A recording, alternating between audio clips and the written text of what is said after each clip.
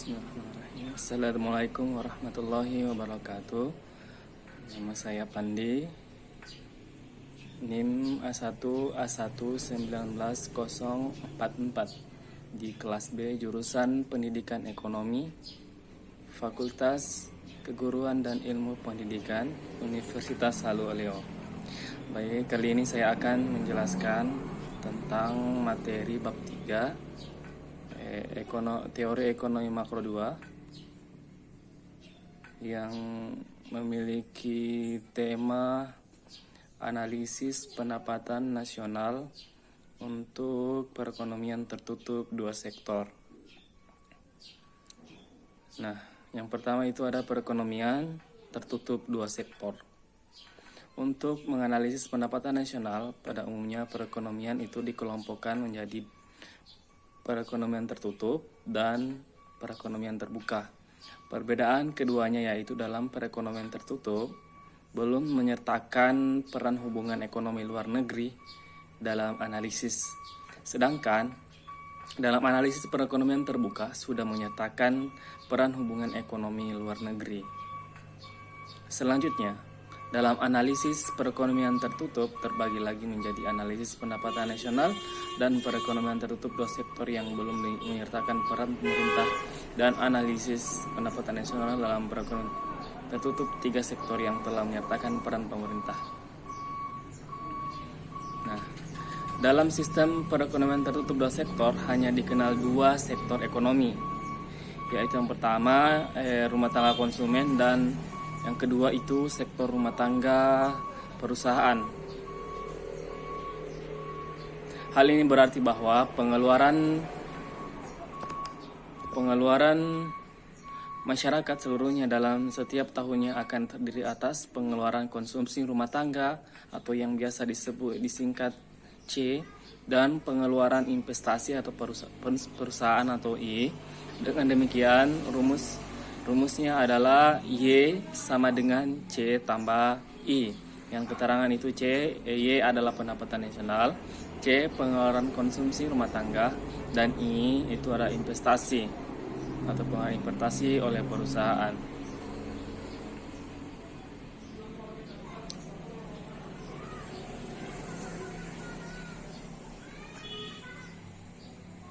Untuk menganalisis pendapatan nasional dalam perekonomian tertutup dua sektor, terdapat 4 variabel ekonomi agregatif yang dianalisis hubungannya satu sama lain. Adapun keempat adalah pendapatan nasional, konsumsi atau consumption, tabungan atau saving atau S, dan investasi atau investment.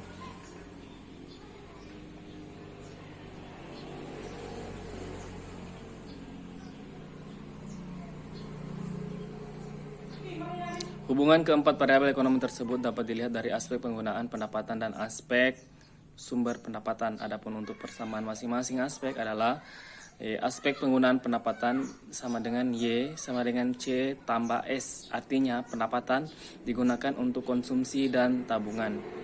Aspek sumber pendapatan Y sama dengan C tambah I. Artinya bahwa pendapatan bersumber dari konsumsi dan investasi. Kedua persamaan di atas menunjukkan hubungan variabel ekonomi yang bersifat fungsional. Jika ada perubahan nilai pada ruas kiri, pasti akan diikuti oleh perubahan nilai pada ruas kanan dengan jumlah yang sama pula. Untuk memahami materi ini, akan saya beri contoh, yaitu berada di halaman 42. Contoh titik 1. Untuk persamaan pertama, aspek penggunaan pendapatan. Jika Y sama dengan 200 triliun dan konsumsi C sama dengan 150 triliun, maka besarnya tabungan S atau saving yaitu 50 triliun. Jadi sama antara ruas kiri dan ruas kanan, di mana Y sama dengan 200. Nah, di ruas kiri itu terdapat C tambah S, di mana C-nya 150 dan S-nya itu sama dengan 50, jadi ditambah menjadi 200 triliun. Jadi sama antara ruas kiri dan ruas kanan. Baik. Selanjutnya jika Y turun sebesar 20 triliun menjadi 180 triliun, sedangkan C tetap 150 triliun, maka besarnya saving atau tabungan yaitu sebesar 30 triliun. Jadi sama antara ruas kiri dan ruas kanan, yang berarti S turun sebesar 20 triliun rupiah. Jika turunnya Y sebesar 20 triliun diikuti oleh turunnya C sebesar 10 triliun sehingga C menjadi 140 triliun, maka S akan menjadi sebesar 40 triliun. Berarti S turun sebesar 10 triliun. Nah, sebab yang kedua yaitu fungsi konsumsi dan fungsi tabungan. Langsung saja kita ke rumus fungsinya. Rumus fungsi konsumsinya yaitu C sama dengan A tambah CY, di mana keterangan C itu besarnya konsumsi, Y sama dengan besarnya pendapatan nasional, dan A itu adalah besarnya konsumsi pada saat pendapatan nasional 0 atau konsumsi otonom. Dan C kecil di sini koefisien kecenderungan mengkonsumsi marginal yang dalam bahasa Inggrisnya itu marginal propensity to consume atau MPC, yang merupakan angka perbandingan antara besarnya perubahan konsumsi dengan besarnya perubahan pendapatan nasional yang mengakibatkan terjadinya perubahan konsumsi. Jadi rumus MPC atau marginal propensity to consume yaitu MPC huruf besar ya, sama dengan C kecil sama dengan delta C bagi delta Y, di mana delta C di sini besarnya perubahan konsumsi dan delta Y itu adalah besarnya perubahan pendapatan nasional. Nah, di sini koefisien MPC selalu menunjukkan angka positif dengan nilai yang lebih kecil dari 1 tetapi lebih besar dari 0. Angka positif menunjukkan bahwa setiap kenaikan pendapatan akan diikuti dengan pertambahan konsumsi. Untuk memperoleh persamaan garis fungsi konsumsi yang berbentuk garis lurus, maka kita harus mengetahui besarnya konsumsi pada dua tingkat pendapatan nasional yang berbeda. Adapun persamaan fungsinya itu C sama dengan dalam kurung APCN MPC tutup kurung YN tambah MPC kali Y.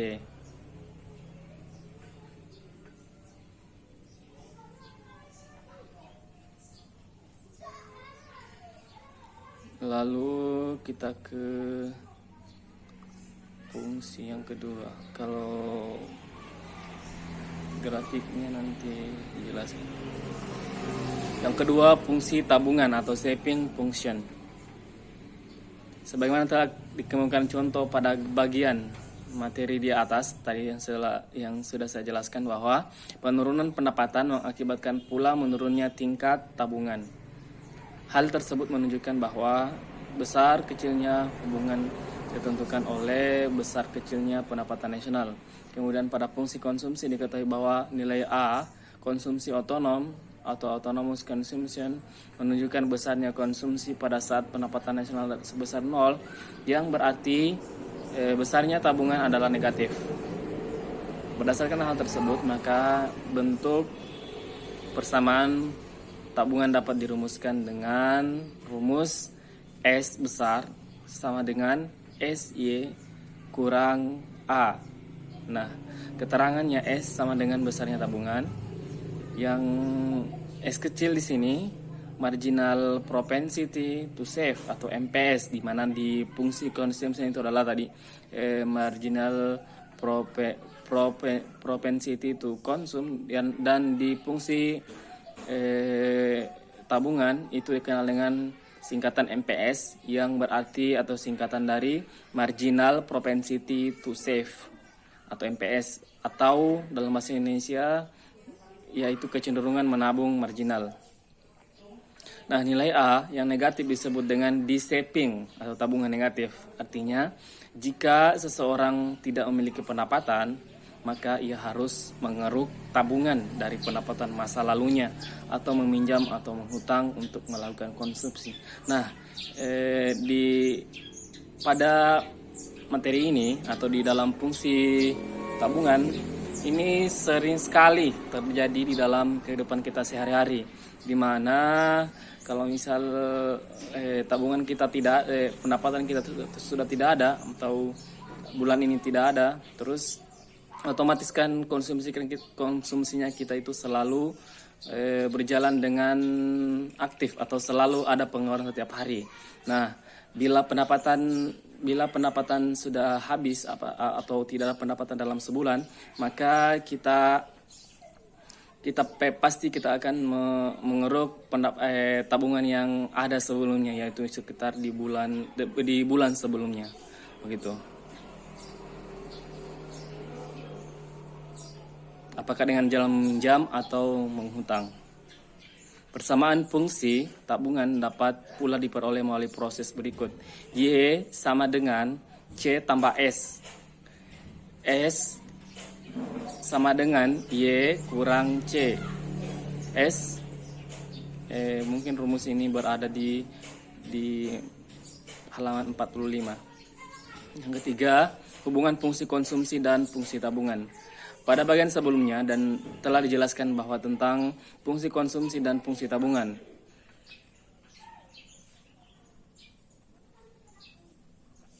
Nah, untuk menentukan fungsi konsumsi dan fungsi tabungan maka dapat diselesaikan berdasarkan contoh berikut, yaitu contoh 3.2 yang berada di halaman 46. Diketahui bahwa pada periode awal besarnya pendapatan nasional atau YO tahun dasar per tahun adalah Rp1.000. Besarnya konsumsi atau CO per tahun 1950. Jika ada periode berikutnya pendapatan nasional YN mencapai 1.250, besarnya konsumsi itu atau CN 1.150, maka tentukanlah fungsi konsumsi, fungsi tabungan, nilai break ya.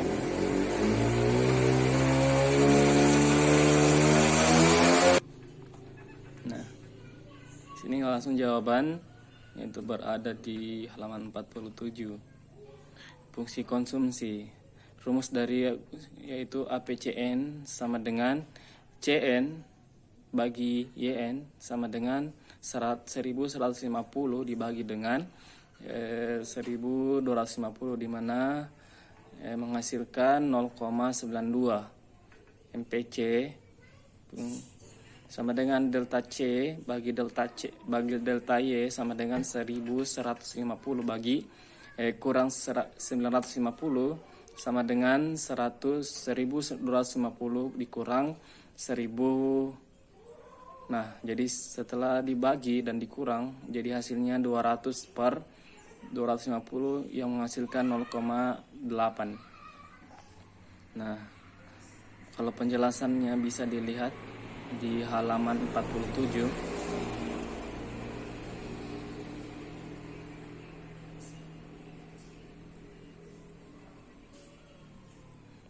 Dengan demikian, besarnya tabungan S sama dengan Y kurang C, S sama dengan 750 dan kurang 750, jadi 0 hasilnya.